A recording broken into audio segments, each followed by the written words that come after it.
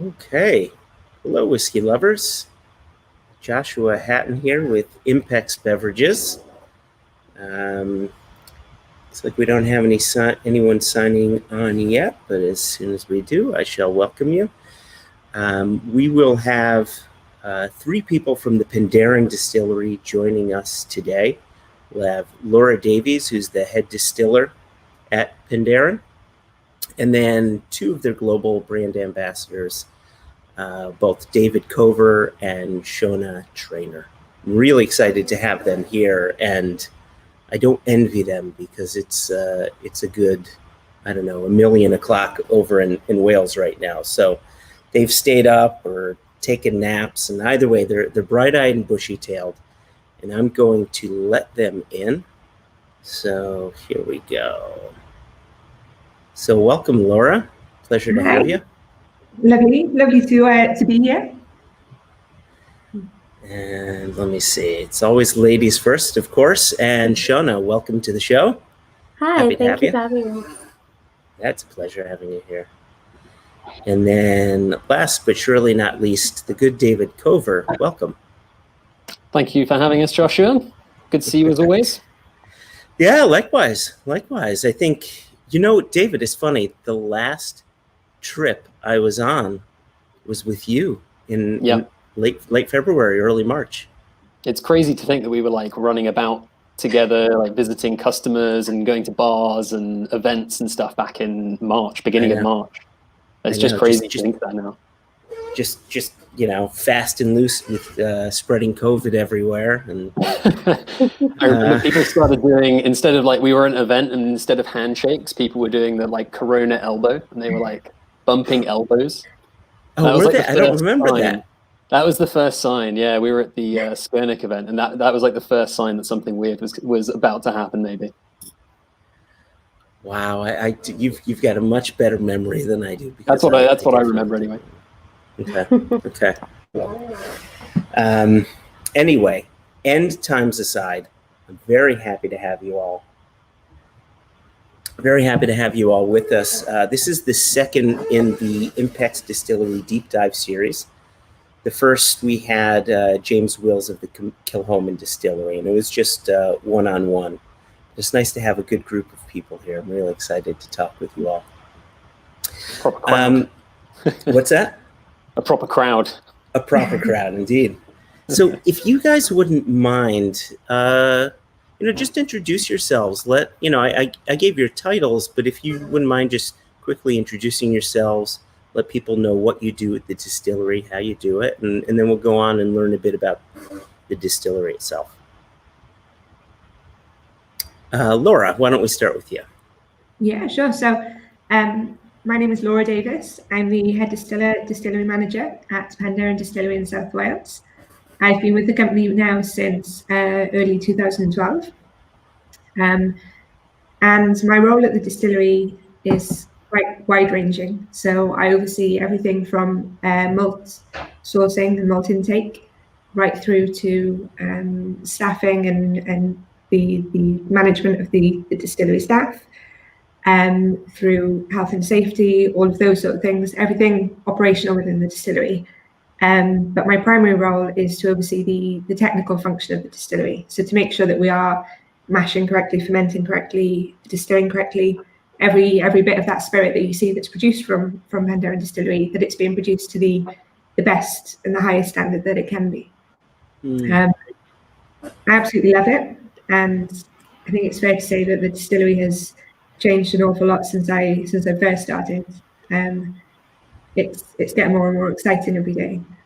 Yeah, that's fantastic. With 2012 in mind, I know some changes happened in 2013, if I'm not mistaken. So when we start talking about production, it'd be great to hear some of that history and how that all worked out for the distillery. Yeah. Shona, if you wouldn't mind, introduce yourself, please. Yeah, of course. So hi everyone, my name's Shona Trainer. I'm one of the global brand ambassadors. So my role started off just as a tour guide, and I kind of worked my way up through the company then. So I now help manage some of our European accounts. So look after some of the markets, helping to sort of grow the brand within some of our European partners. It's a very exciting role. Started off, never thought I'd end up in this industry, but I've kind of got a bit addicted to it, and I love it. And it's such a great industry to be in. And you get to meet some fantastic people as well. That's wonderful. It's really exciting to have you on here. And like we said before we turned this on, this is I've seen your face before, but I don't think we've actually had a conversation. So I'm looking forward to having some conversation with you. Yeah, definitely. And then, it's great to be here as well. Cheers. And then of course there's David Cover, who I've spent plenty of hours on the road at shows, in bars, in cars. Geeking out about whiskey. Geeking out about whiskey.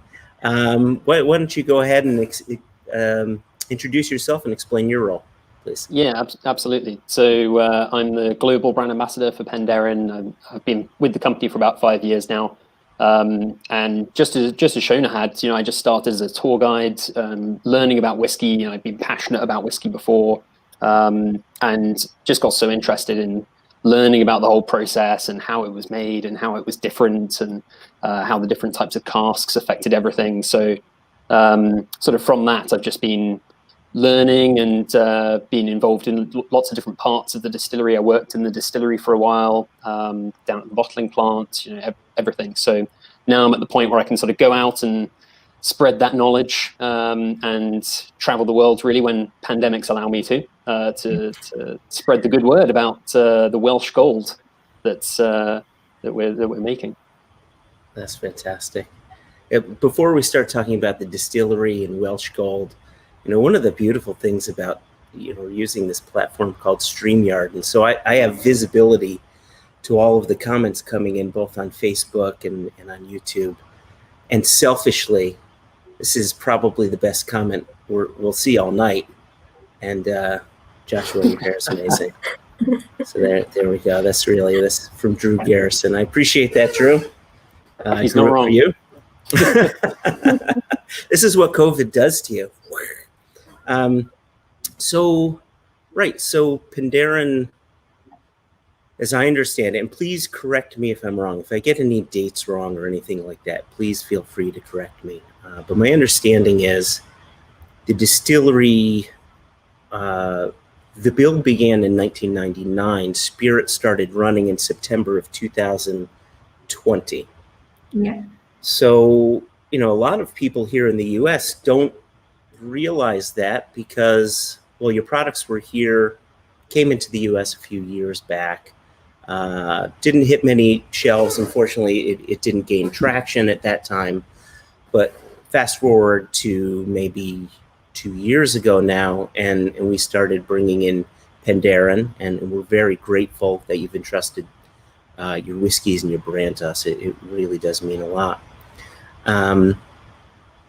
But that aside, and entering back into the market aside, like we had to tell a new story. I take this back, not putting it to the side, but focusing on that as we're going around the country and teaching people about Penderyn. We had to tell them the story of the distillery and Wales. Why Wales, and why is it different? And so I wonder if one of you, and I'll let you guys fight over who you want to answer and how you want to answer it, but what does make Penderyn different from your neighbors to the north in Scotland and your neighbors to off island to Ireland? What makes you guys different? Why are you? How do you separate yourselves from the rest of the group? Thank you. I had to think about that properly. Well, maybe we'd all have different answers, but for me, one of the things that I think is really important is that we didn't just take a Scotch-style distillation or an Irish-style distillation and bring it to Wales. We really wanted to go out on our own and do something quite different with the whiskey. So the whole style of the whiskey, the style of the distillery becomes completely different because of the processes that we're using. So it's not just a single malt whiskey from Wales. It becomes, its own presence within the industry, really. So the whiskey tends to be very, very light, really, really delicate, quite subtle in a lot of ways, which makes it fantastic for maybe people who don't know their whiskey so well. You can get on with it really easily. Some people would describe it as smooth, which I know is a word that you hate, but some people would describe it that way. But as well, for people who are more experienced with their whiskey, they can get a lot out of it. There's enough there to sort of dig through and try and get to grips with and understand. So I think that's something that makes us really special. Okay. Cheers. And so you started talking about the lightness of your spirit. Can you dig into that just a little bit deeper? Because what's interesting is, as light as your spirit is, it remains light even when maturing in casks like your port wood, for instance, which has a huge port influence. And you look at the color, it's incredibly dark. However, it remains this light and pretty spirit. Yeah, and I think that's something that's really important, is that we keep our style, throughout all of the bottlings that we're doing, no matter if you're tasting whichever version of Penderyn, that you're still getting that distillery style coming through. So that's very much something that we're trying to put forward into the products, because we're very proud of that individual spirit, that unique spirit that we're making. That's a result of the still, the fermentations that we're doing, everything sort of geared towards trying to make this unique style of whiskey that we're going for. Light and fruity and really sort of lively and interesting. Mm-hmm. And so speaking of light, fruity, lively, and interesting, I currently poured, let me share my screen here. So, yep, exactly. So just poured some Legend, and unshare this. There we go. And so, this, and just to give everybody who's watching fair warning, Penderyn, you have two different ranges. You have your Dragon series, and then you have your Gold series. And the two series are related in a way. And I want to highlight that a little bit here throughout the tasting.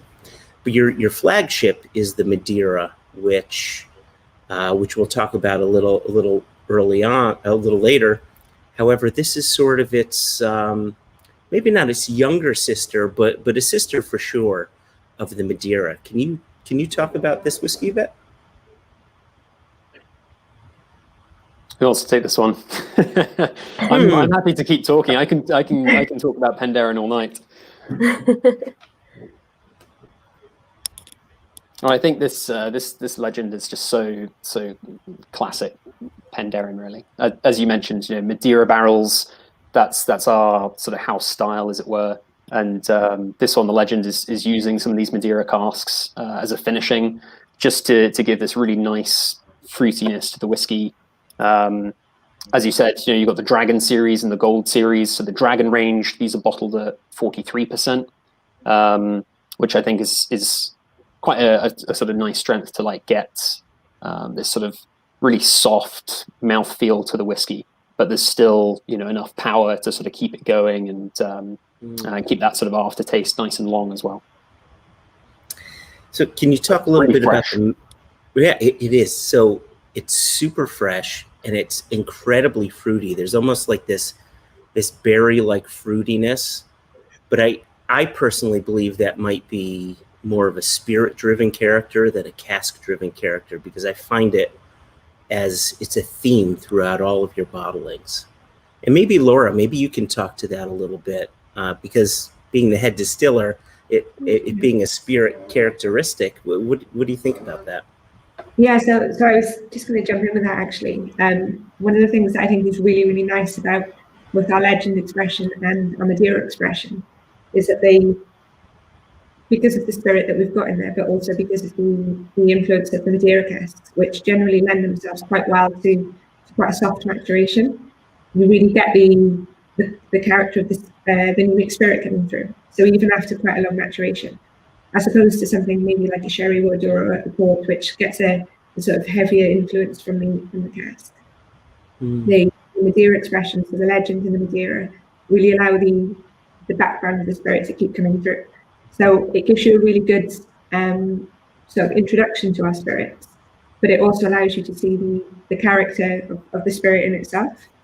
So I think it's always really nice particularly if you're not familiar with our range or not familiar with the Penderyn character, you know what you're looking for. Once you've tried legend and you move on to one of our other expressions, you've got that character that links them. And for me, that's really important. You know that they're from the same distillery. You know that they've got, you can go to different flavors or different characteristics or different finishes, but you know that they're all linked. And I think it's really great as well because it showcases what our stills can do. And that's, as David was explaining earlier, that's a bit of a point of difference for us that we can draw spirit off it at a higher ABV compared to some stills, and so it allows us to really showcase that character. Mm-hmm. Beautiful. So while we're enjoying this one, and thank you for that so much, I really appreciate that. While we're enjoying this whiskey, I wonder if you can, and I front-loaded this. I front-loaded the conversation with a little bit of the history of the distillery, but I wonder if you can go into a bit more detail as to the history. What did things look like pre-1999 and then 1999 to 2000, and like let's get some of that history as to how and why the distillery was built and what the aim was as far as distillate style you were looking for. I don't know who wants to answer that. I'll let you fight amongst yourselves. David, I'm happy for you to take the reins on that. Right, that's fine. So I think if you look back at the history of Welsh whiskey, it's not. It's a little bit more of a checkered history, maybe, than Scotch or Irish whiskey, perhaps. It's of course not quite as long, but there have been some distilleries from Wales, even from the sort of 1700s, 1800s. Evan Williams' family, so the famous sort of bourbon that was named after Evan Williams. His family was from Wales, and they had a distillery in Wales at one point. And there was a distillery in North Wales as well, back in the sort of late 1800s.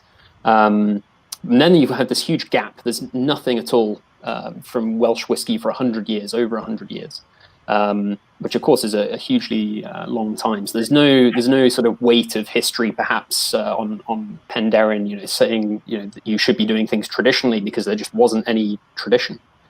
And if you cast your mind back to the year 2000, the year 1999, I would have been 7 years old. What were you, Joshua? How old were you? 30 something by then? Can we just move on? Let's go past this whole part. I'm totally fine with that. But back in that time, there was no world whiskey scene. There weren't any English distilleries. Japanese whiskey was around, but it wasn't respected. It wasn't revered in the way that it is today. The Cavallan didn't exist at that point. Whiskey was Scotch, or it was Irish, American, maybe some Canadian stuff. But then you've got these guys that decide to build a distillery in Wales, out of nowhere. And it's just this sort of crazy idea, and no one really takes them very seriously. And in particular, there was a guy called Alan Evans, who owned the local pub, and he had a building which he knew there was a water source underneath. So he had this sort of crazy idea that he could buy a still and put it in this building with the water. You don't need much more than that to make whiskey. You've got the still, you've got water, bring in some barley from somewhere. So he managed to get some friends in on this sort of crazy idea, and they managed to put the money together to buy this still. And yeah, it just sort of went on from there. The first years, of course, were a real struggle, because you've got no whiskey. So we started doing gin and vodka. We do a cream liqueur as well. And we didn't really know what we were doing, perhaps, when we first began actually distilling, maybe. But I think they realized that quite quickly, and they thought, okay, well, what we need is someone to show us how it's done. And we need some kind of expert. So they looked around, and this guy called Jim Swan, Dr. Jim Swan, he'd started up a consultancy, and he came down to Penderyn. He had a look at the stills, smell of some of the spirit, and said, wow, you guys have got something fantastic here, or it could be fantastic, could be world-class whiskey. And the missing ingredient is me. And so, you know, I want to be a big part of creating this whiskey, of molding this whiskey, and he got really interested in the project, wanted to be a big part of the project. And Jim, although he was involved in dozens of distilleries, maybe even hundreds of distilleries in his lifetime, was only ever the official master distiller for Penderyn and Cavallan, only those two. And of course was involved in Kilchoman as well, as I'm sure was mentioned last week. So that was sort of a big part of the beginnings of the whiskey, of the sort of evolution of the distillery, was Jim getting involved at the very, very early stage, I think the year 2000 or 2001. And you can see that in all of the whiskies, the style of the whiskey, the barrels that we're using, the finishings that we're using. I mean, Madeira casks, these sort of STR casks that we'll talk about in a little bit as well. You know, all of that was a big part of Jim's philosophy with whiskey. So you can see that in all of the bottlings that we do. So it's hard to sort of underestimate his input to the distillery. Yeah, I think I'd add to that as well, that obviously the founders, the people that came before Jim, put in a huge amount of work and a huge amount of passion, and it was their driving that got the business off the ground. But as David said, they knew nothing about making whiskey. And so it was only really when Jim became involved that things sort of started on the track that they're on today, and that the business, the brand started forming into what you know today. And it's, I think everybody who was in the business at that time would agree that it was Jim's sort of input that made Penderyn what it is today. I love the idea of whiskey having a fourth ingredient, and that being Dr. Jim Swan. That's really fantastic. So you guys started off, however, you know, in 2000. That's when distillate first started coming off the stills. But you were, in those earlier days, bringing in your wash from Brain's Brewery, correct? Yeah.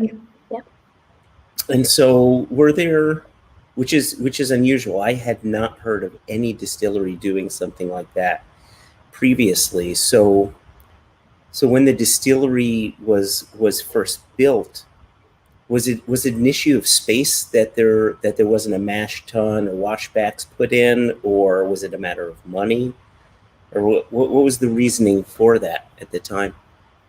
I think it was probably a couple of things. One was that it obviously takes a huge amount of money to start up a whiskey distillery. I think it's fair to say that the money just wasn't there. If you look at photographs of the distillery then compared to now, it's very, very different. Really? Okay. Completely unrecognizable, and definitely not sort of visitor worthy back in 1999. The money just simply wasn't there to invest in things like that. Also, economies of scale. We were doing such small scale production there. I think it was still at that time was running, you know, a couple of times a week. It just wasn't viable or worth it to, you know, to mash to have such a variable schedule. And then thirdly, I think just going back to it, the knowledge just wasn't there. It was hard enough to sort of you know, try and run the still and work out how to use casks and do wood management and that kind of stuff. To mash on top of that would have just been knowledge that just wasn't there back then. When we installed our mash tun in mid 2013, it felt like the right time. Certainly from my point of view, from a technical point of view, it felt like the right time. It felt like we were ready for that. But in the years building up to that, it just wasn't really a good option. And so could you go into that a little deeper? Why was it the right time? At that point, were you selling much more whiskey? You had more money coming in? more staff to run it? Like, what were the various components that led the distillery to believe this is the time to move on and do our own mashing, do our own fermentation? I think there were primarily two reasons for that. One was that sales were taking off. There was quite a big growth in the business. I guess towards the end with the sort of 2010, 2011, and the time leading up to that, sales were taking off. The brand was growing, and the directors, I think, and the team behind Penderyn could see that we were building on success, and so we knew that we needed to invest and to sort of scale up to allow us to carry on with that. And secondly, Brains did a really great job for us at producing our wash, and it worked really well. We had a really good schedule, and it was doing great. But in order to grow and progress, we needed to move to 24/7 production, which meant needing a lot more wash. And so it was better financially for us to make our own wash and to do that. And operationally, it was just a lot smoother logistically for us to do it all ourselves. But it also allowed us to have complete control of the process. So by sourcing our own barley and our own yeast and sort of being completely over that ourselves, it just allowed us to manage the product creatively and operationally going forward. It just gives us a lot more control of the process. So when you brought in the mashing and fermentation, did you do your best to try to match what Brains was doing, or did you change up the fermentation in any way? We obviously didn't want to change too much, because by that point the sales were growing and the brand was growing because people loved Penderyn. If we don't want to change it at that point, because if we change it, that's not what people love and want. So we didn't change too much, but I think it's probably fair to say that we made some improvements to improve efficiency, and also to make subtle improvements on the quality and the products going forward. Okay, thank you. I want to discuss the next part of the process, which is distillation, but before we do, I'm going to pour my next whiskey. Let me share my screen here. And so for those of you playing at home, if you're enjoying some Penderyn while you're watching, and hopefully you are, if you're not enjoying Penderyn, I hope it's something tasty regardless. But if you are enjoying Penderyn, we're currently pouring the Myth, which is a sister bottling to Legend and also to Kelt. We won't be tasting Kelt this evening, but I did want to make people aware of that third bottling if you're not familiar with that third Dragon Series bottling. So Myth, what makes, if Legend was your whiskey matured in bourbon barrels and then finished in Madeira casks, what makes Myth different? And let's talk about the flavors a little bit as well. So I think with the Myth, the perhaps important distinction with this one is that rather than using Madeira casks, it's going into bourbon barrels as well to start with, but then it's a different finishing cask. So it's going to be finished in what they call STR casks or recharred barrels to give a bit more of the flavor of the wood. I get a lot more caramel, toffee, vanilla, particularly from this one. Maybe a little bit of sort of dryness and spiciness coming in from the wood as well. I tend to get like a little bit of pepper or ginger in this one. But again, 43% and yeah, just really easy drinking, very soft, sort of silky mouthfeel. Just lovely, really easy to drink. So interestingly, both of these whiskeys are bottled at 43%. Now, most people, if they're at all familiar with whiskeys and whiskey labels and a general understanding of chill filtration, right? Those two terrible words that we don't, it's like Voldemort, you never want to utter them. But normally people would say, okay, at 46% alcohol and above, you don't need to do the chill filtration process because there's enough alcohol within the whiskey to withstand the cold that an ice cube can put onto the spirit, or if sometimes people like to put their whiskey in a freezer or in a cold garage or something like that. But your whiskeys are 43% but non-chill filtered. Can you talk about that a little bit? Well, the first thing I'd point out is that actually in Europe, we do them at 41%. So we do them even lower. For the actual chemistry involved, I'd probably pass it over to Laura. But essentially, it's that the still that we're using, again, it comes back to the still that we're using doesn't quite bring those sort of same oils through into the whiskey, the same chemicals that would go cloudy. But yeah, Laura, please go ahead. Yeah, perfect transition into the distillation segment. So yeah, that's great. So I think David will probably talk in a little bit about our Penderyn still, but just very quickly, the stills that we have at Penderyn, or two of them anyway, are Faraday stills, so they're quite unique in the industry. And basically, they allow us to draw mixed spirits off the still. Our cut points are currently 92% to 89% ABV. Very, very high strength in the industry. I think probably one of the industry highs.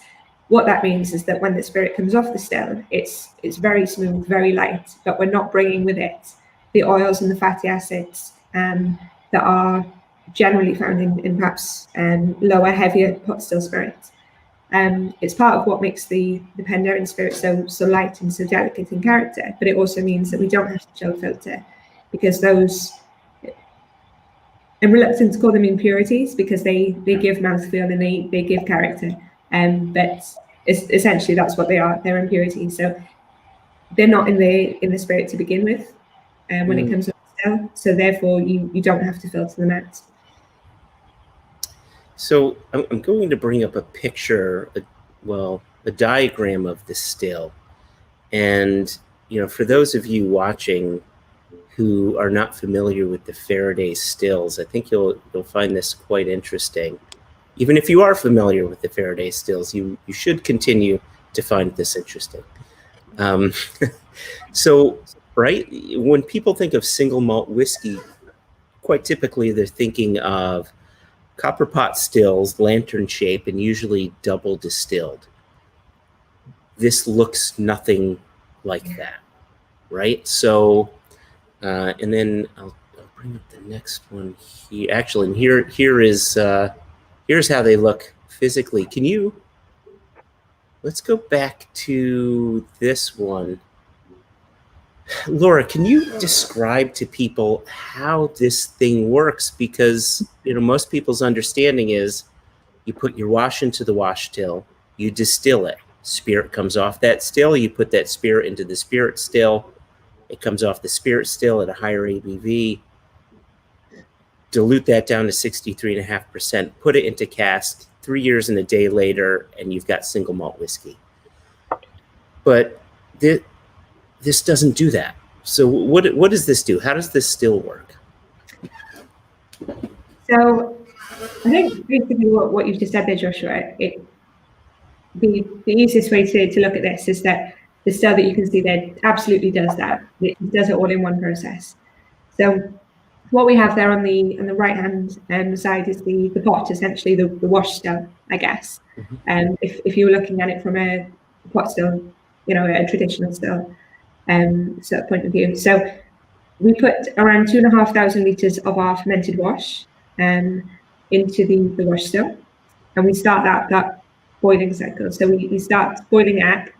What happens is that the column that you can see on the top of the wash still there, that's the column that has a series of plates within it, and the plates have a series of holes within them all across the surface. And so what happens is that when we start boiling the wash up, after a little while, the vapors from the wash start rising up.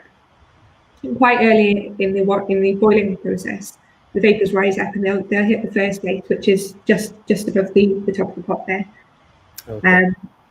They hit that plate, condense back down. The boiling process carries on over the course of the next however many hours while the boiling process continues. The vapors build up stronger and stronger, and so they push through the holes into the second plate, condense, fall back down as liquid, And they keep doing that until they reach the top of that first column that you can see. By which point we're probably about 2 hours into the cycle. So at that point, when the vapors hit the top of that pot, they push over into the line arm, if you like, into the bottom of the second column. Okay, so do you have pumps that help the spirit along, or is this just the nature of distilling? So we do have pumps. What's happening in the first stage is the boiling process. We have circulation pumps to obviously make sure that we're circulating and boiling evenly.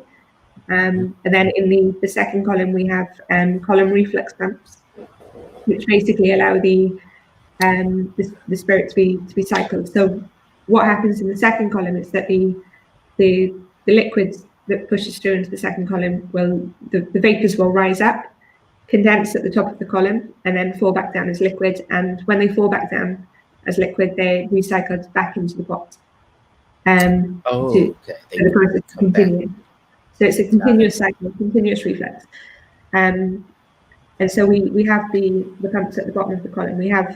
It's very important. It's quite difficult to see from the diagram here, but at the bottom of that second column, it's really important that you have a very specific level of liquid held in the bottom of that column of liquid spirit, so that you get the correct sort of reflux rate and the correct interface, so that you get the correct, firstly, physical sort of cycling, but also for the quality that we're looking for. And so we have automatic pumps at the bottom there to hold that level steady. I'm not sure if you'll remember this, David. Shona, I don't think you will. I'm not sure if David was here when this happened, but certainly when I first joined the distillery, things were a lot more basic than they are now. And we had nothing like we have now. And we literally had to have a man stood at the side of the still with a very rickety valve, opening it a very tiny bit to allow more spirit out, and closing it quickly because too much was coming out, and then opening it a little bit more. And it would just be excruciating for 12 hours for somebody to do that. Now that we've got these automatic level controls in there, it makes a huge difference. And things like that just really allow for better sort of consistency in the product. So that's to answer your question about pumps. But going back to the still, what you can see there is just on the left-hand side of the diagram, you can see where we're drawing off into our spirit safe. And we're drawing off there around plate number 7. So what happens is that while the vapors rise up through the column, condense, fall back down as liquid, what's hitting that plate number 7 and is being collected there is being drawn off.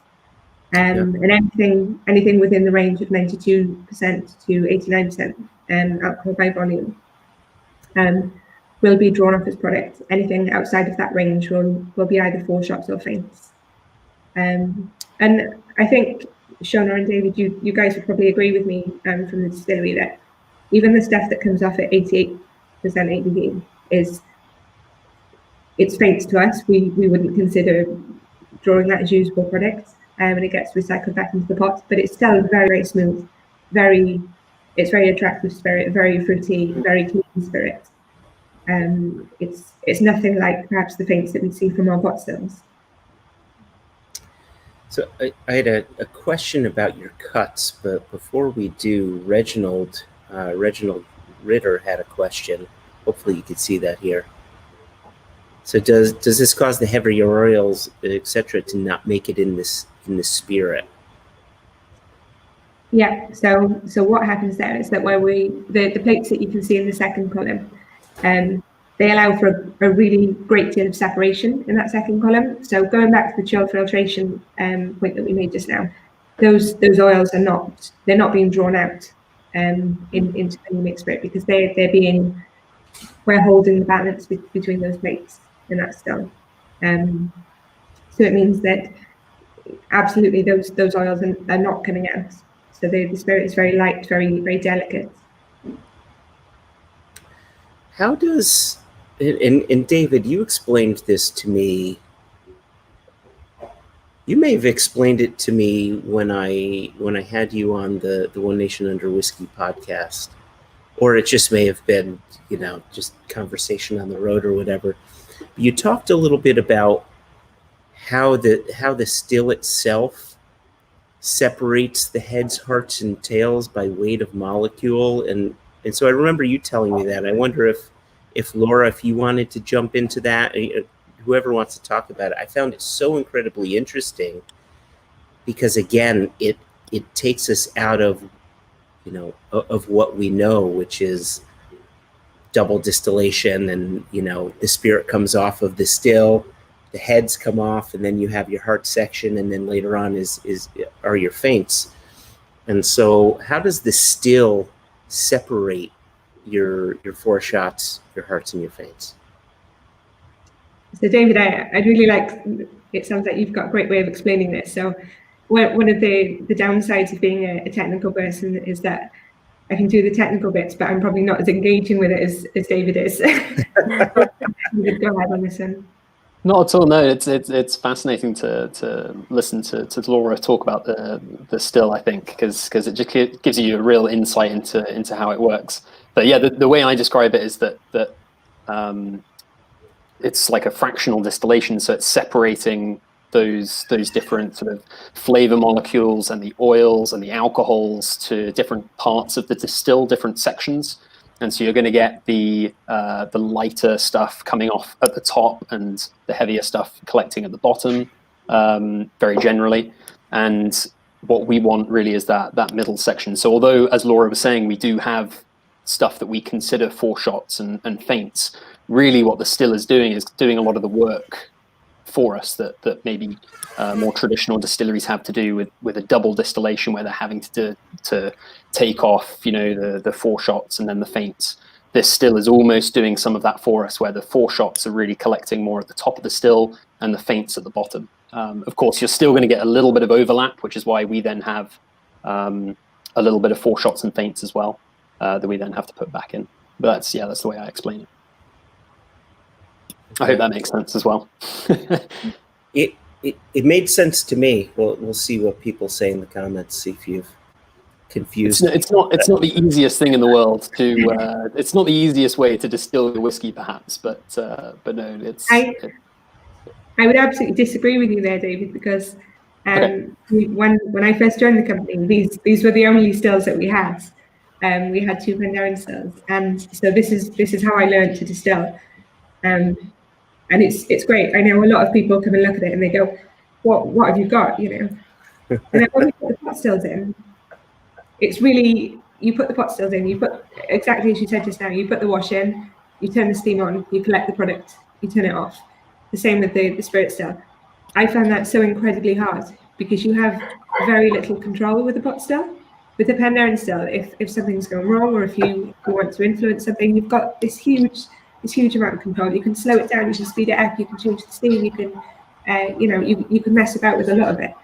But with the pot stills, you're at their mercy really. You've not really got a lot to change. So, although it seems very, very complicated, and I would completely agree with David, they are very complicated to explain. I much prefer running a Penderyn still. I find it an awful lot easier. Wow, that's very interesting. Yeah, so for people watching, here are the 2 stills. So I think, I don't know if you can see my mouse, but on the picture on the left, I think the Faraday still in the distance was the original one. Am I correct on that? Yeah. And so you had a second Faraday still built. Was that done by Forsyths, or did you have another operation for it? That's done by Forsyths. So Penderyn Still 2 was installed in, gosh, I think that was summer 2013. Yeah. I think. Okay. And then the pot stills went in the following year. Ah, okay. And then here are your pot stills, which seem are they small compared to what people would see in the industry? Would you consider these small pot stills? They're the same size as our Penderyn stills, so they're all 2,500 litre stills. But I guess for the industry, we're relatively small. Mm-hmm. Okay, and you're not currently using any of the spirit off of these stills in your core products, at least not yet. Am I correct in that statement? Yeah, it's something we're experimenting with at the moment. You know, what we can be doing with these stills. We're still experimenting with the style, with how the whiskey's coming out, what barrels it works best in, and what we can use. So there might be very, very small amounts in some of the current bottlings, but as I said, it's something that we're looking at the moment very much. Even though, I mean, some of the whiskey is coming up to 6 years old now. But we really want to get the release of this whiskey, right, as much as we can, because we've got the time to be able to do that. We're not rushed on, getting this whiskey out there. It can be something that we can take our time with, really. Okay. And as far as I'm aware, Jim Swan, when we were talking about putting these stills in, he very much was of the opinion that spirit from the pot stills would take longer to mature as well, because you're getting more of those impurities, as Laura said, more of these oils coming through into the whiskey that might take a bit longer to mature out of the whiskey. But very, very creatively, the stills are all named Penderyn 1, Penderyn 2, and Penderyn 3. We shorten it to P1, P2, and P3. So some very creative names there. You can tell that the operations team have zero imagination. Yeah. It is easy though, right? So Brian Dvorak had a question. Is the distillation through the Faraday still considered double distillation because you've got your pot with a column and then a column? My guess is the answer is no, because of the various plates. But I'll let you answer that. So it would be a single distillation. As you say, we've got the plates there. So we've got the plates there. So we've got the whole sort of process that you would get in the double distillation. So in the wash still and the spirit still, that's all happening in one unit in the Penderyn still. Okay. And then another question here, again from Reginald. Does anyone in the UK, be it other distilleries in Wales or in Scotland or in Ireland, have this sort of still, or is this completely unique to Penderyn? I think it's unique, in the world. There is no one else in the world with a Faraday still, and we have two of them now. There are similar sort of systems that you'll see. So Reginald compared it to a bourbon sort of distillation, but often with those you have a column connected to a pot still rather than ours is, I guess, a little bit of a hybrid between a pot and a column still. And if you look at a lot of column stills, particularly the ones in Scotland that they're using for grain whiskey, of course those are huge factories, sure, mass producing this spirit from systems with tons of plates, and often they're made of steel as well with copper parts to them, whereas the Faraday stills are 100% copper, which I think really helps, because you're getting so much copper contact with the spirit that's really helping the spirit to come off so clean and pure, in terms of the taste as well as the actual alcohol. So the next question that I have, and this is a bit more of a philosophical question, right? So if Penderyn is making single malt whiskey in Wales, therefore Welsh whiskey, and what's giving you your, at least in part, your uniqueness, the Faraday still, what does that say for other distilleries that are popping up in Wales, which I know they are? What does that say for Welsh whiskey as a category? Do you think that other producers can keep their uniqueness from your neighbors in the UK? I think it'd be good to get all of our opinions on this. We can go around the group. Laura, do you want to start? Yeah, so I think we do have a very unique style of whiskey, and that's great. I think it's really great that there are other distilleries in Wales. I don't think the industry can ever become too big. I think it doesn't really need to be the case that Welsh whiskey is only the way that we make it. I think we're the forerunners of the industry in Wales, and we've sort of started the chain. But I think whatever is made, so long as it's good quality spirit and it's good quality whiskey, I don't think Welsh whiskey needs to be Faraday spirits or anything. I think the main importance and the main sort of character needs to be good quality, clean spirits, with creativity. Mm-hmm. And before the next person goes on to answer the question, I just want to let people know that we're now pouring the third whiskey. So again, if you're playing at home with your various Penderyn bottles, we're going with Madeira, which we'll talk about after we hear your opinions on Welsh whiskey and its style and its place in the world. But this is what I'm putting in my glass. So, Shona, did you wanna go next? Sure. I think very much echoing what Laura just said. I don't think everyone should be sort of copycatting the Faraday method. I think because we've got obviously much less restrictions than they do over in Scotland, say it's quite a good opportunity for Wales to be the sort of experimental area or the experimental category for me. But as long as it is, good quality, we don't want the reputation of Welsh whiskey to be thrown away, all the hard work that we've done so far. So I think there is opportunity, and an exciting time is happening. Obviously, we've got a few other distilleries popping up, and they're all having their own individual spin on it as well, which I think is really, really important. And hopefully they're all going to be producing really good quality whiskey. Cheers. Yeah, I think it's a really interesting question.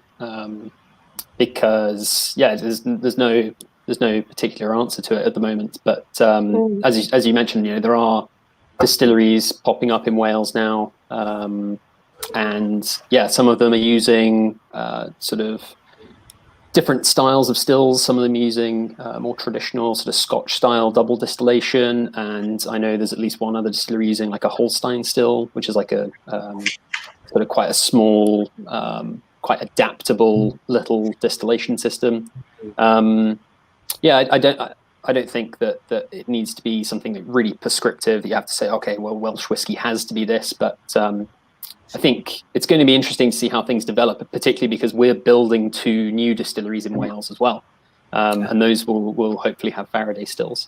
So I think perhaps it would be useful at some point in the future to get all of our heads together, all the different Welsh distilleries, to put something together to define, what Welsh whiskey should be. I think that would be a really positive step.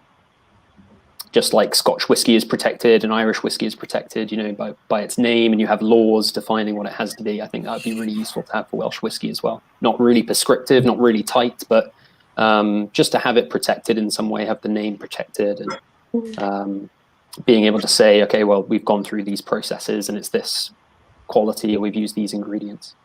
Mm-hmm. That's brilliant. Yeah, and so you don't necessarily.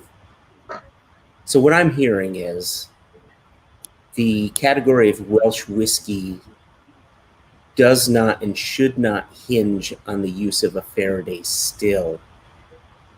Right, you're okay with Wales being this sort of, we can experiment a little bit because we're not following the SWA rules exactly. There are more wider European rules that you guys align yourselves with, correct? Yeah, absolutely. I think just echoing what the guys have said. So we don't want to be. We want to make sure that everything that is made in the Welsh whiskey industry is whiskey.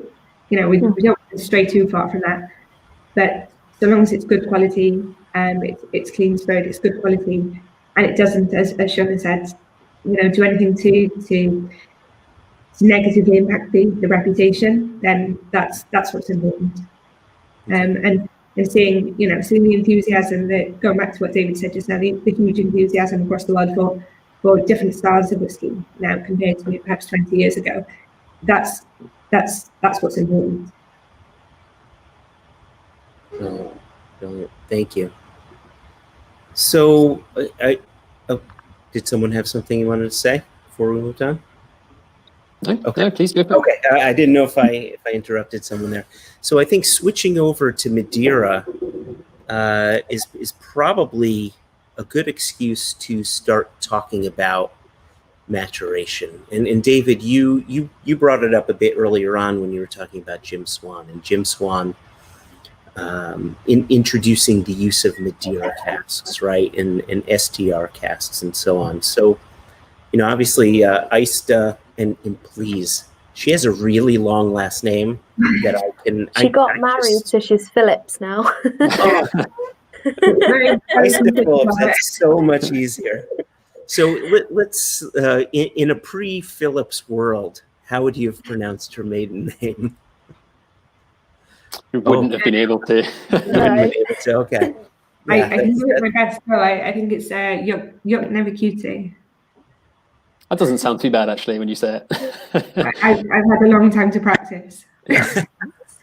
Well done, Laura. So she's now, do I have her title correct in that she's head of maturation? Yeah. Okay, good. Now, seeing as she's not here, I'm going to throw this on you guys. Obviously, when it comes to whiskey, around 70-ish, 75%, the number kind of is mutable, but the maturation process makes up for around 70-75% of your overall flavor profile. And maybe that's different with Penderyn because of your fermentation and distillation style, and I'd love to hear you challenge that number. That would be great. But let's talk about casks, cask management programs, how you, for instance, we let off the tasting saying that we're having Legend, and Legend is a sister bottling to Madeira, both matured in bourbon casks, both finished in Madeira casks. One's 43%, one's 46%, but both taste, I wouldn't say wildly different, but very different, right? Noticeably different. And you would drink Legend for one reason, and I'd say you drink Madeira for another reason. So if you wouldn't mind going into some of your cask management programs, how it came about and how it's managed, I'd really appreciate that. Just quickly, I would like to challenge you on those numbers, Joshua. Only that I think it very much does stand that for a 10-year-old or 12-year-old Scotch or Irish whiskey, perhaps 70-75% of the flavor is coming from the barrels, and for bourbon, maybe it'd be even more.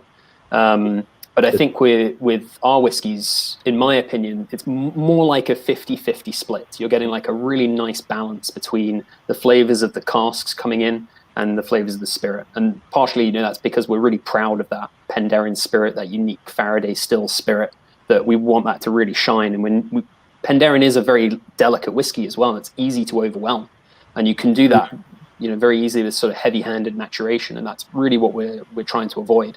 We want there to be this balance to all of our whiskies. As you mentioned, even with the port, where you've got a really dark color and really rich flavor coming through, you're still getting that sort of lightness of the spirit coming in. There it is. Yeah. So happy to have it. Yeah. So that's something that we're looking to do in our bottlings, and that's the way that I would describe it, as this sort of 50-50 split for our whiskies of the cask and the spirit having like a more of an even say than a lot of other whiskies. Yeah, that getting back to what I had said earlier, where the Penderyn DNA, or what I think of as Penderyn DNA, that sort of bright berry fruitness being so evident regardless of the cask, regardless of the final color of your whiskey, due to how active those casks were, that spirit is still there. So appreciate the challenge, and I think it makes sense, David. So yeah, so let's go into that wood management and how your wood management measures were put into place, and what ISTA does to ensure consistency from batch to batch, and also points of difference from bottling to bottling. Laura, would you like to? Yeah, sure. I know you work very closely with ISTA. Yeah. So wood management at Penderyn it's a lot more structured than it used to be. I think one of the nice points for us is that it's still relatively fluid. So we don't have a sort of set recipe, if you like, for every bottling. We have a guideline or a framework, and then we work around that. And that's what allows us to get the consistency from batch to batch. We're not producing millions of litres of spirit every year. We're producing around about sort of 380, 400,000 litres of spirit every year. And so we have a relatively small pool to play with. We have to be quite fluid in that we may say, oh well, usually we'd put perhaps 70% of the batch would be X cask, and the rest would be another cask, but we can be very fluid with it. And one of ISTA's talents is that she's very, very good at balancing that. She knows exactly, what she needs to do. She knows all of the casks inside out. She knows how they're maturing. She knows what stock she's got to pull from at any one time, and she knows exactly how to blend them in with each other to get what we're looking for. The result is that the consistency between the batches now is very strong. Going back a few years, you've been able to see subtle differences month to month in the monthly bottlings, but we've got an awful lot of consistency now. One of the things that Jim did for us was get us into really good habits around wood management. So we spend a huge amount of time making sure that we're sourcing the best casks that we can, making sure that we're sourcing reliable casks that we know, they don't have sulfur, they don't have sort of impurities. We've got the best casks. And I spend an awful lot of time checking the casks, the filled casks, very regularly to make sure that they're progressing, so that if something perhaps isn't progressing, she can jump in very quickly and deal with it, so that we don't spoil a whole cask of whiskey. We can manage it and develop it, and perhaps divert it off to make sure that we're getting what we should from it. I think it's important to be quite flexible with that. Yeah. And so what is she doing?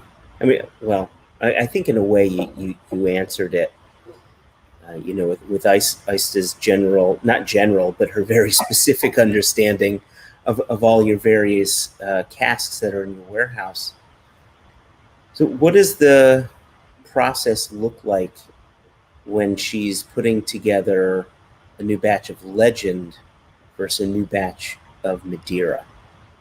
Is there, and some of our listeners may not know this, but like sherry, there's different types of Madeira, right? And so are you using certain types of Madeira for Legend, certain types of Madeira casks for the Madeira finish? Or is it just an understanding of those casks and how much intensity that is being pulled from the wood and so on?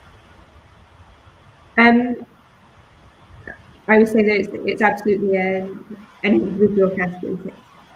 She knows what qualities we're looking for from each cask. And I've just seen a comment actually from somebody, from Chris, which absolutely sums up the point that I'm making. It doesn't really matter too much about the specific sort of description, so long as it has the qualities that she's looking for. So it's very much cask to cask basis rather than a prescribed sort of recipe, as I was saying. Mm-hmm. All right. Cheers. Cheers. Yachida. Yeah, yachida. Thank you. It's just the Madeira is just downright delicious. It's just a lovely everyday pour, but it's also, you know, one of the things that I love about Legend, and Sam Filmus had commented earlier, just saying how dangerous Legend is. You could just put that down easily. David and I had a night of Legend highballs, and that was a night. That was a very good night. That was the night. Almost, and that was some hangover in the morning. I felt great. I think I looked like you felt, but but however, Madeira, it's not as easy as the Legend. There's a bit more going on. Now you could pour it in your glass, and you could just enjoy it for what it is, right? And sometimes that's what you need whiskey to be. Sometimes that's what whiskey's for. Just your day is done, put whiskey in the glass, enjoy the flavors, enjoy the rest of your evening. And sometimes you want to dig into the complexities. And this is one of the things that I just find so remarkable between Legend and Madeira, is that not that Legend isn't complex, but it's easier just to enjoy as is, where I think the Madeira kind of grabs you by the taste buds a little bit and says, pay attention to me, right? Yeah. And that's your flagship whiskey, correct? Yeah, absolutely. And the way I describe it is just that it's perhaps a little bit more grown up. You know, you used the metaphor, you're just sort of older and younger sister, and I think that is very much the case, especially when you have them side by side like this. You can sort of feel that the Madeira has these sort of slightly more deeper, sort of grown up flavors than the Legend has, perhaps, which is a little bit more sort of light and sort of fleeting even than the Madeira is, perhaps. Sure. So I want to transition to the next whiskey, and then we had a really good question come in. At least I think it's good. So Rich Oak is what we're going to be pouring, and Rich Oak is the sister bottling of Myth, right? So it's another situation where you're using the same similar cask types, but creating two very different whiskeys. And I want to talk about that in a little bit, or at least hear what you guys think are the differences between Myth and Rich Oak from your own taste perspective. But I'm going to rewind the clock a little bit. I'm going to find the question here. Where is it? I can't find the question, but DP, here it is. So this is something we didn't I mean, in a way we discussed, right? Getting into wort, and you know, we discussed you guys bringing in beer or wash from brains. But when you put in your own mashing and fermentation apparatus into the distillery, you had to deal with something you hadn't dealt with before, and that's worts.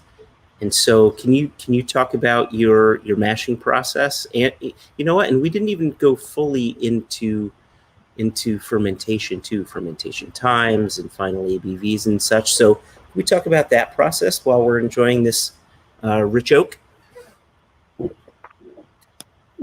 Maybe Shona, do you want to? Well, I mean, you're much more clued up on the wort than I am. Okay. Again, I probably can't do it in as much of an engaging way as David and Shona, but yeah, so our work was completely new to us when we started, when we installed our mashing equipment, and it was something that we had to really sort of tweak to get right. So our mashing process very simply is, you know, a very standard mash, 1.5 ton mash at Penderyn. We're mashing that over the course of about 8 hours. Our fermentation stage, so at present we're using a 3-day fermentation. And we've played around with that quite a lot over the last few years to make sure that we're really maximising the balance between the highest yields that we can get with the best quality that we can get. And it's always a long running argument between the team at Penderyn. You know, we want high yields, yeah, but we want better quality. You know, and sometimes you have to decide where you're, you know, which side you want to fall on. So we've got to a point now where we've got great yields and we've got, I think, great quality. But yeah, it certainly took quite a lot of work in the early days to make sure that we were getting the work that we wanted. And of course, it's quite a slow process, because by the time you bring in your malted barley, so you make sure that you've got the spec that you want, and then you mill it, you mash it, and then you ferment it for 3 days. If after the end of that 3 days you don't really have the quality that you want, it's another sort of 3-4 days before you can see whether the changes you've made make a difference. So it's quite slow going. We strive at Penderyn for a nice clear wort to make sure that we're getting the lovely sort of fruity characters that we want. We make sure that we monitor the wort it's very, very closely during the fermentation stage. So we have data loggers on our fermenters too. They're not temperature controlled fermenters.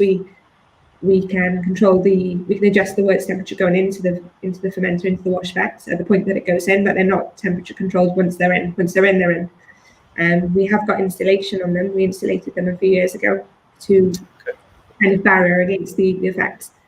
To make sure that they've got a consistent sort of environment year round. But we've got continuous data logging on the fermented temperatures. We take the pH levels. We do visual and sensory checks while they're in the fermenter, to make sure that the process is going exactly as it should do. And so, you know, interestingly, a couple of weeks ago, it wasn't part of this series, it was another event I was doing. We were having a conversation with the folks at Milk and Honey. And now their process, right, they were also a Dr. Jim Swan distillery. And their processes were a bit different. And for them, they're not allowed to work on the weekends for kosher purposes. And so to overcome that in the process style, to ensure they wouldn't work on weekends, they do 2 waters in the mashing rather than what seems to be the industry standard of 3, with some distilleries doing 4 waters. Do you guys do 3 waters like most, or do you do it differently? We've got 3. And then the other thing that I found in another Jim Swan distillery, Kilhoman, is they're using 2 different yeast types to get that final wash.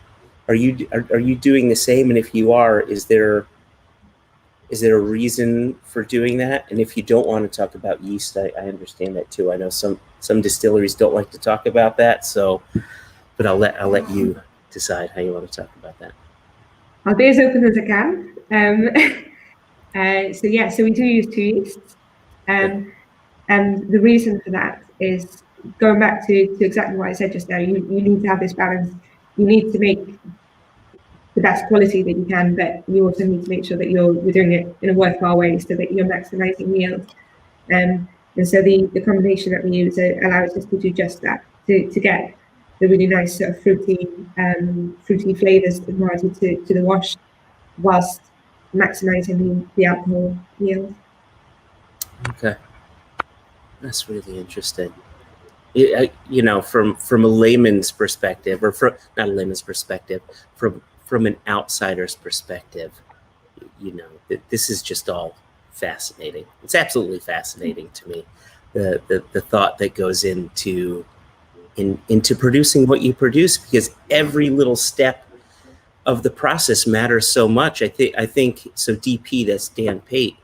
I think his question about worts was an excellent one, because if depending on what you do in your mashing, affects what you do in your fermentation, affects what you do in your distillation, and so on. And so every part of the process is so very important. And I really appreciate how open, all three of you have been. I think that's a really good point, in that the philosophy at Penderyn has always been that quality is built into every step.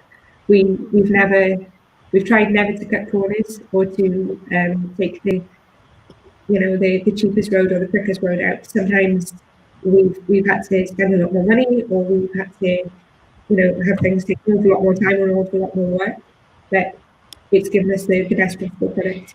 And going back to what the number of times that we've, in the early days, that we adjust the temperatures by 1 degree, by half a degree, by, that perhaps other people look at and think, what are you doing? You're just doing too special. 3-4 years down the line, will you see a difference?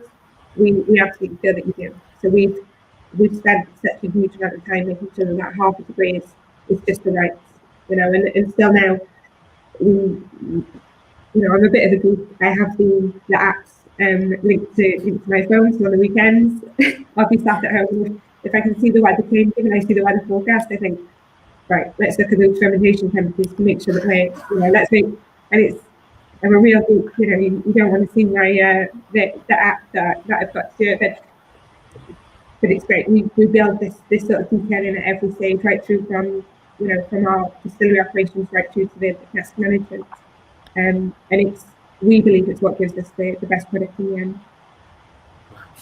end. Speaking of product and all of these processes, how much alcohol are you producing per year, and are you at your max at the current distillery? So at the moment at Penderyn, we're producing around 400,000 litres of pure alcohol per year. We're pretty much at our maximum capacity. We're running 24/7. We have 2 shutdown periods for maintenance during the year, but yeah, we're pretty much working flat out at the parameters that we've got. Obviously, you're limited, you're really constrained by your fermentation time and the number of fermenters that you've got. So we've got 6 fermenters, washbacks, a 3-day fermentation. So without either putting in more kit or shortening your fermentation times, we're at the limit that we're at. Okay. So we're going to be entering the Q&A section of the of this interview in a moment. I'm about to pour the final whiskey, and that is Penderyn Sherrywood. And so if you wouldn't mind, so 2 things. A, I'd love to hear your description of this whiskey and how it's produced, because as I understand it, it's constructed in a different way compared to the rest of your whiskeys. That's 1. 2, I'd really love for you to share your plans for the 2 new distilleries that you're opening up, which, by the way, once they're open, I think you may have to come up with, because you have P1, 2, and 3. I don't know how you're going to do it with the distilleries. You'll have to come up with some new nomenclature. And then a lot of probably 4 and 5. P4, 5, and 6. There you go. It's very imaginative. I appreciate that. And then, of course, we have some questions coming in. But let's first talk about Sherrywood. I'm going to pour myself a little bit of this, which, and David knows this.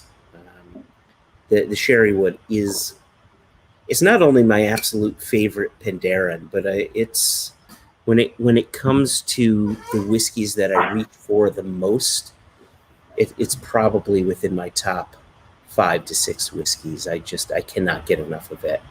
It's just so amazingly delicious. So I saved the best, what I think is the best, for last.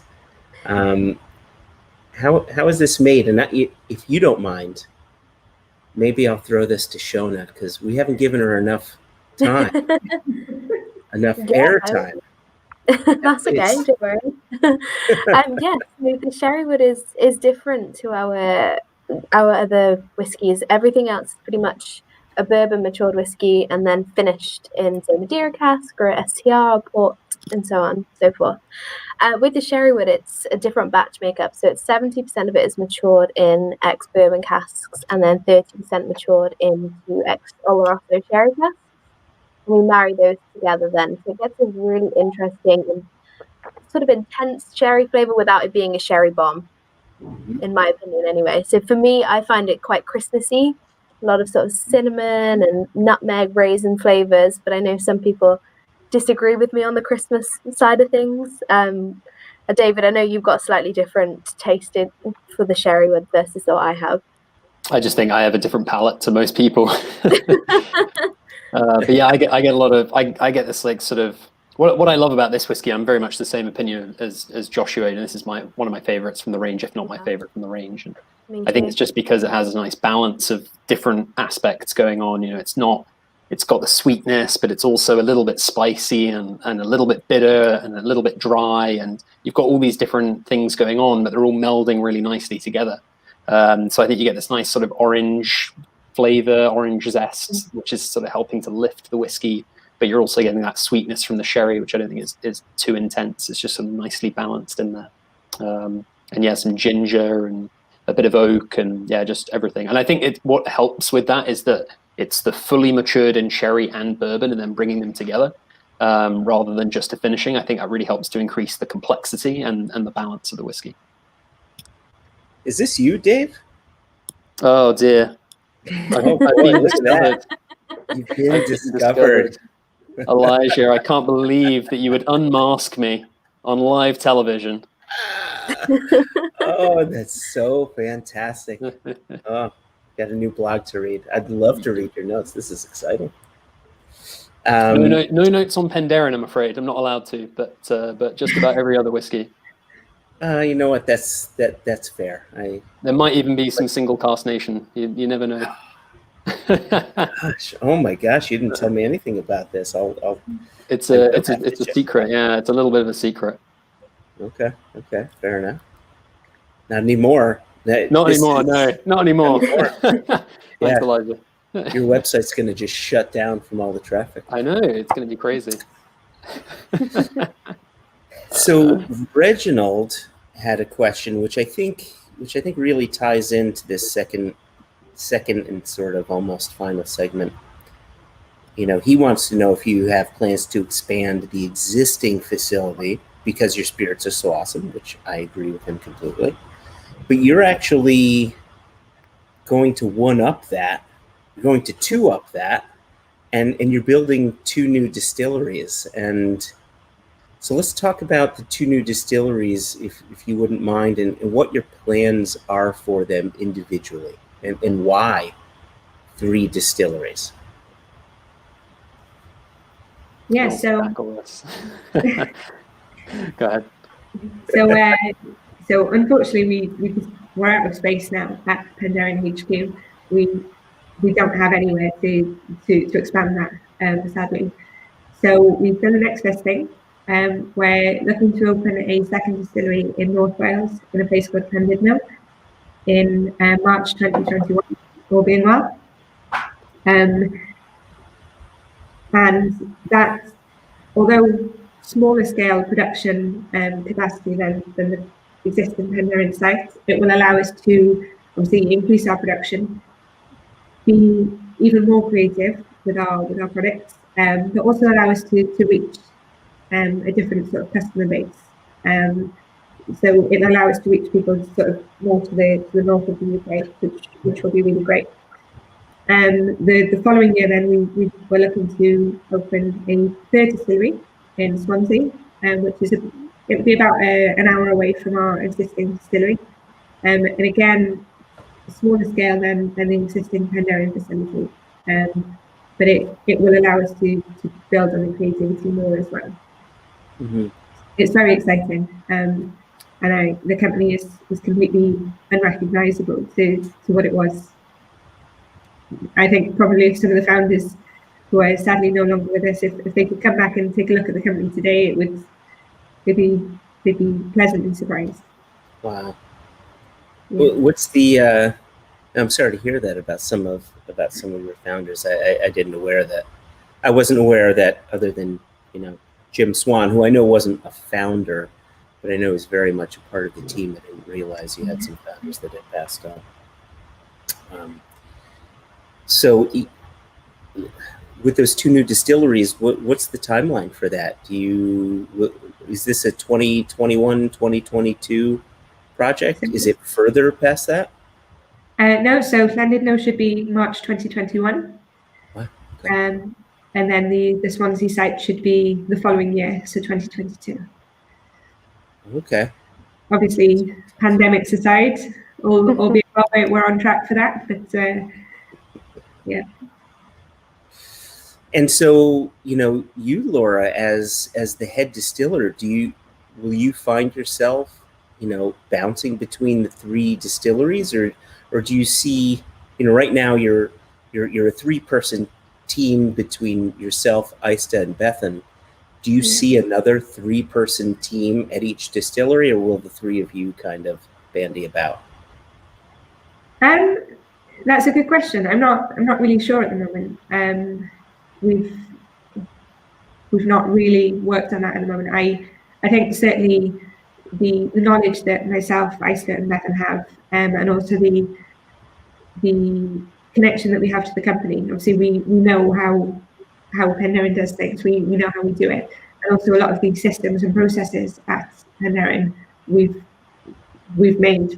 developed them, so we know them inside out. So I certainly think that we'll probably, certainly for a little while, be bouncing between them, and hopefully that'll carry on. I think, yeah, it'd be really great from my point of view to be involved in all 3 of them. You like that control? I'm that way. I like that control of my things. Control, but also just the love of just seeing it. I think probably David and Shona will agree. It's really great seeing the company grow and seeing it and being part of it. I was lucky enough to be part of the commissioning period in the 2013-2014 expansion, and it was hard work. It was really hard work, but it was just so rewarding, and it was so exciting turning up every day and seeing the new kits go in, seeing us doing that first mash, that first distillation. It was brilliant. So I really hope I get to see it. Yeah. That's brilliant. I hear what you're saying. The control, I get it. Yeah. So I don't relinquish it easily, So we have a few questions that have come in, and I hope you're willing to talk about them. Dan had another great question. He loves getting geeky, so I hope you're prepared for it, Laura. Let's talk about pH levels in water, how it affects your spirit, and what is you'd think you're at a German tasting where they want to know the temperature of everything and just all the ins and outs. Let's talk about that. How important is the pH level in your water when it comes to extracting the fermentable sugars and bringing it over to fermentation? It is important. I would say that the most important part is that you've got good, clean water. Good, clean, potable water is what you need.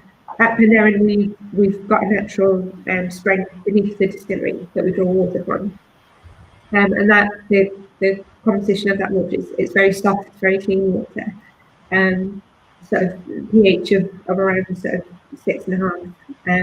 It's soft water. We don't really have to do anything with it. We don't really have to treat it or anything. We have legal obligations to run it through, a UV filter and things like that. But in terms of we don't really need to add anything or filter it because it's very soft clean water.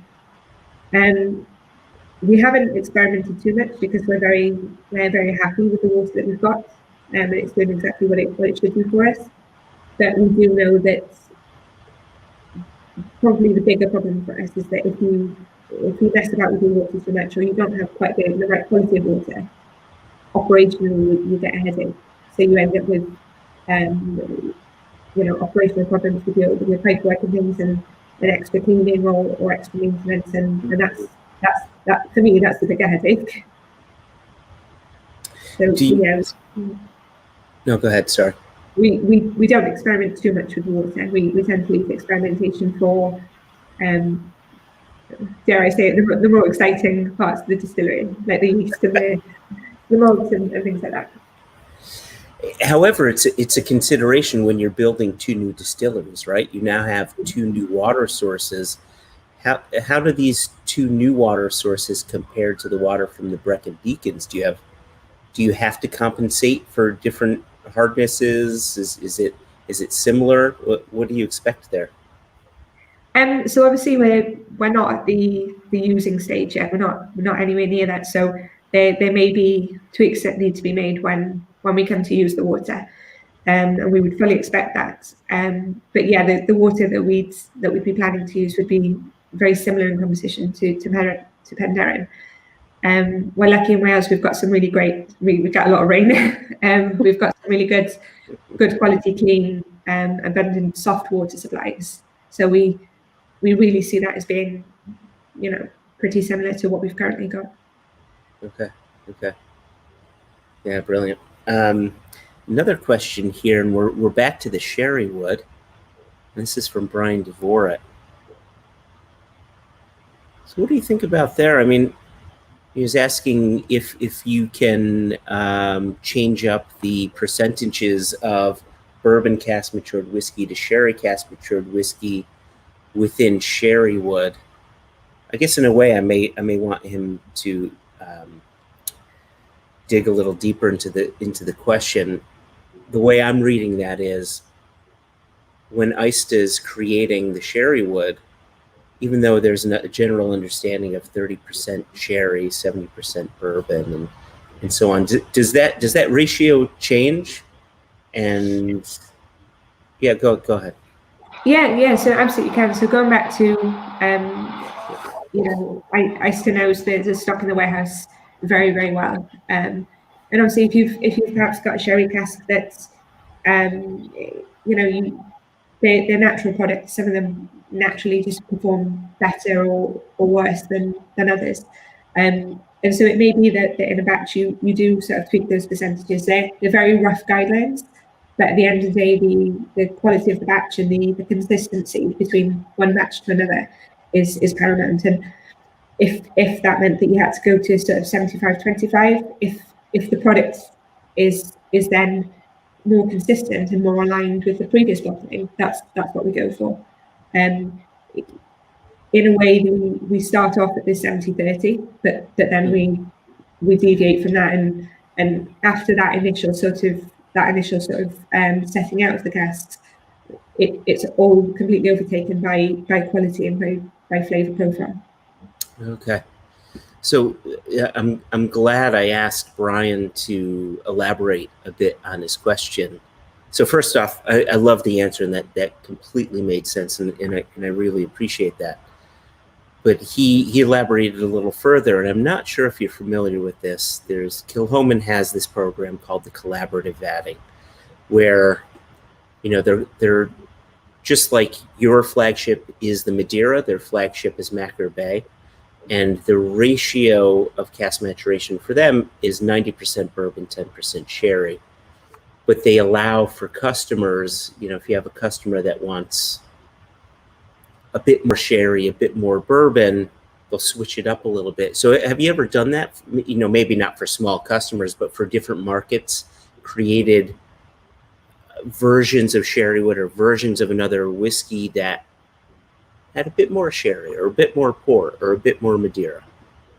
I think the way that we would do that is to create specific sort of bottlings or specific products rather than changing an established batch. I think so. For example, if one of our customers came to us and said, actually, my customers in this market really, they want a heavier sherry product or a more lightly peated product, we would then look to work with our existing casks, but to develop a specific bottling for them, rather than try to change something that we've already got. Only because it can be quite difficult to do it justice, I think. If you look to change something that you've already got, and also because you always run the risk that if somebody is familiar with your existing, say, sherry woods, and then they go to a different market, or they get hold of a bottle from a different market and have it, it may be to them better or worse, and it can affect their perception.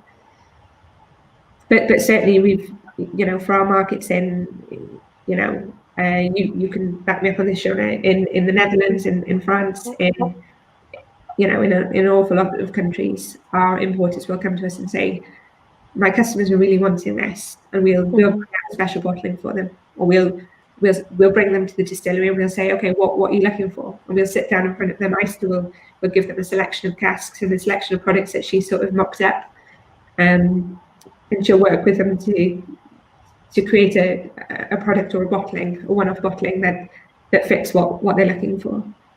Yeah, definitely. This is so refreshing to hear. This is the beauty of an independently owned distillery, where you've got customers who have requests, who have needs, and you listen to them and you work with them, and you don't see that often, and it's a really nice thing, and it's nice that you guys have the freedom to do that. We're very lucky because we're a small distillery, and because we are very hands-on with every stage of our process. We can do that. It gets a lot more difficult to do that as you get bigger and as you sort of outsource various parts. But at the moment, we do everything ourselves, and so we have that freedom. And also, I think it's really important. We go to, David and Shona go to a lot of markets. They meet a lot of customers, and they get to know what those customers want. It's, if myself and Isa and the rest of the team are sat at the distillery, we think we know what people want, and we can work on the feedback that we've got. But when David comes back from a show and says, you know what, people were really asking about this stuff, those are the people that are buying our product. We want to make sure that they are getting what they want. Yeah. And Jared Card brought up a good point. Jared, of course, is on the ImpEx team, and when we started our relationship with you, Penderyn Dragon Series, as David had pointed out, is 41% for the world, except in the U.S. We said, can we have it at 43? And you said yes, and it just goes to show the commitment that you have to your importers, to your distributors, and it really means a lot. Question from Chris Udy. Laura, will you hold the title of distillery manager at all 3 distilleries, or are you going to pass on the torch? I thought we answered it before. She's not relinquishing control, but I'll let you answer that in full. I don't know is the answer. I'm not really sure at the moment. In terms of relinquishing control, I think it's great to get a fresh view. So I'm not against anybody else coming in or moving around. I think the best thing for Penderyn and for the operation is that we can keep having fresh energy and fresh passion in there. I hope I'm still involved to a really great degree. I love it, and yeah, I don't give it up easily. I'm currently on maternity leave at the moment, and I'm not actually at the distillery at present. I'm having a few months off, but I'm still trying to be as involved as I can, because I don't really want to be too far from the action. Sure. Yeah, I hope that I'm still involved. Yeah, but at the same time, it's exhausting enough with one facility. I'm not entirely sure I could survive with 3 and family life. So, yeah, it sounds like it'd be a massive juggling act. Yeah. So two final questions. Sorry, but the good thing is that there's no shortage of anybody applying for a job in the whiskey industry. So yeah, we should be finding that. Yeah.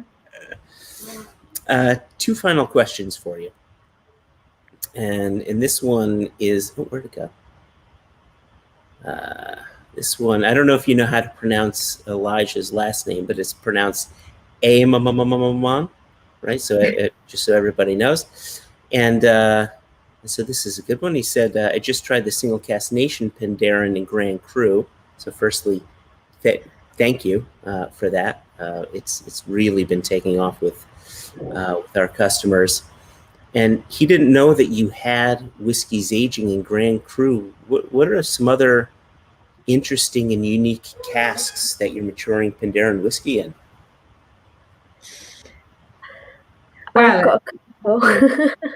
Go ahead. Yeah, so the Netherlands have just taken a single cask for me in purple muscatel casks. We've also done a collaboration with a sweet wine vineyard in Sardinia. So that's going exclusively for the Italian market as well. So there's some real interesting things that we're working on. But Laura, you probably got a better insight than I do.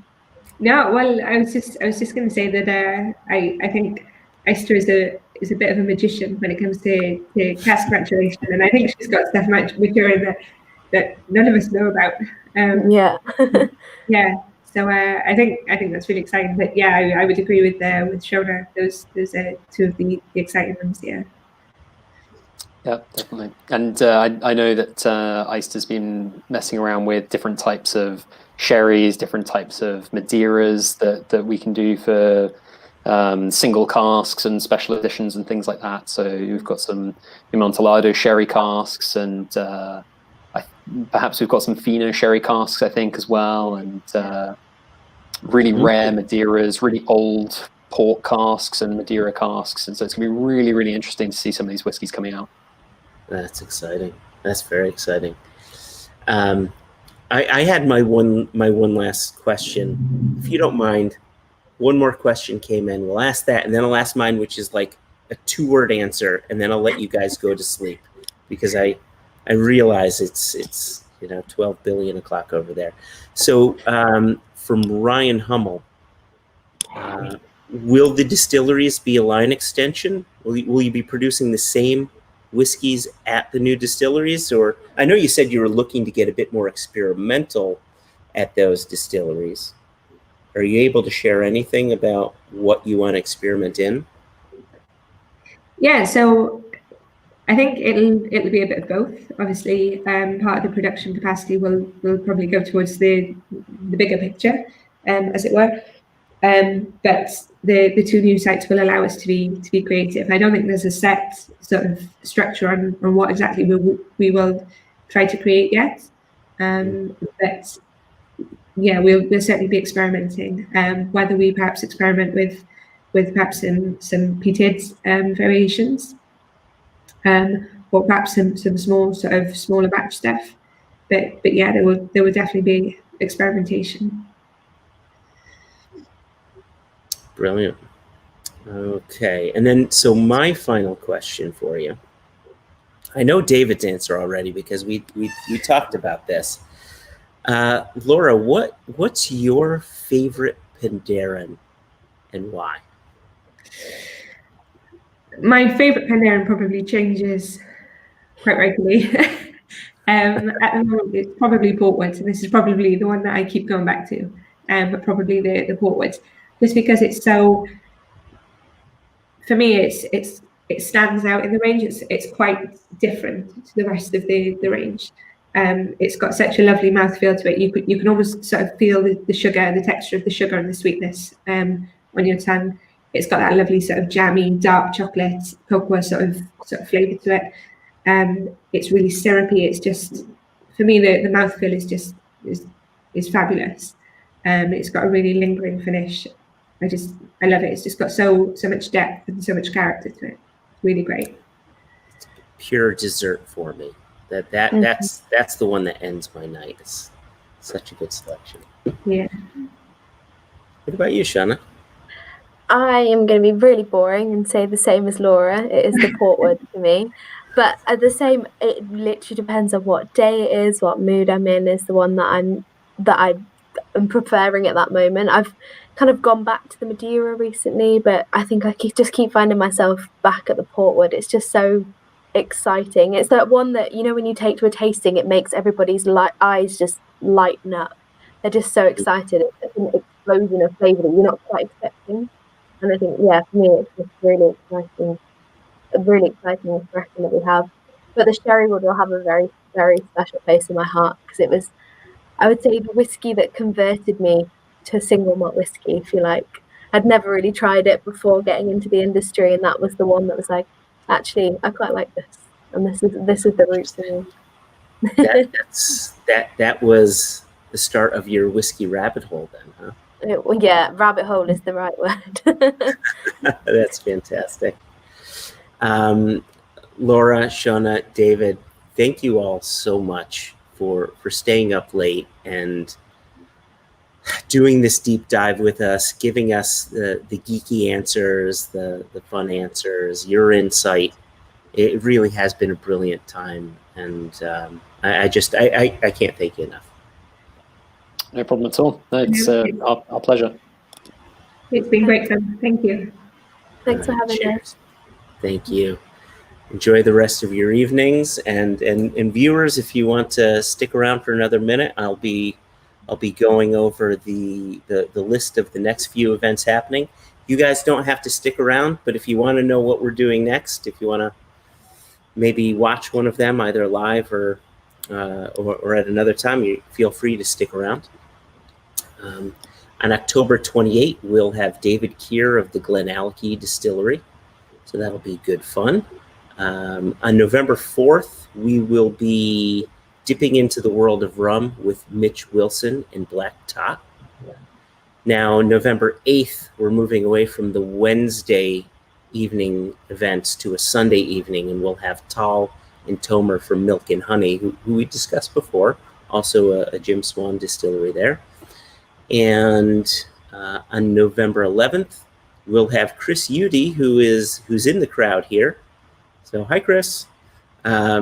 Chris is going to be taking us through, where is it? Oishi and Fukano. So some Japanese whiskey from rice. So very unusual, but also very traditional distillate style in Japan. So that's on November 11. On November 18, we'll invite Ollie Chilton here to discuss Port Ascaig and what goes into the blending of Port Ascaig Islay single malt whiskey. And because we love Ollie so much, we're bringing him back the following Wednesday. But in this interview, we'll be talking about single malts of Scotland. And so rather than him talking about the ins and outs of blending for a larger single malt release, it's more the ins and outs of selecting casks for an independently bottled single cask range. On December 9th, again, because we love Chris Udy as much as we love Ollie, or should I say we love Ollie as much as we love Chris Udy. Whatever makes Chris feel the best, that's the one that I meant to say. We're going to have him back. And this time it's with the Matsui brand. So Matsui Distillery has their own single malt, Matsui Japanese single malt whiskey. They have their line of pure malts under the Kuriyoshi brand, and then they have their lines of blends under the Totori label. So Chris will be talking about those. Again, that's December 9. And then finally, and this person is also in the group somewhere. Oh, look at this, and I'm going to highlight him. Jason always, he's always wanting me to shut my mouth and let people go to bed. So I'll end on this. On December 16th, we will be inviting Jason Johnston Yellen to talk about Single Cask Nation. So that will be very interesting because he and I own the company together. So I will be interviewing my business partner, but it should be good fun. Thank you all so much for joining, for staying up late, especially those of us on the East Coast. It's late o'clock for us here. It's getting later o'clock for you over on the West Coast. And of course, there's all of you in the middle of the country. And I'm sure there's some people from around the world as well. Thank you all. We'll see you next Wednesday with David Keir of Glenallachie. Have a lovely night.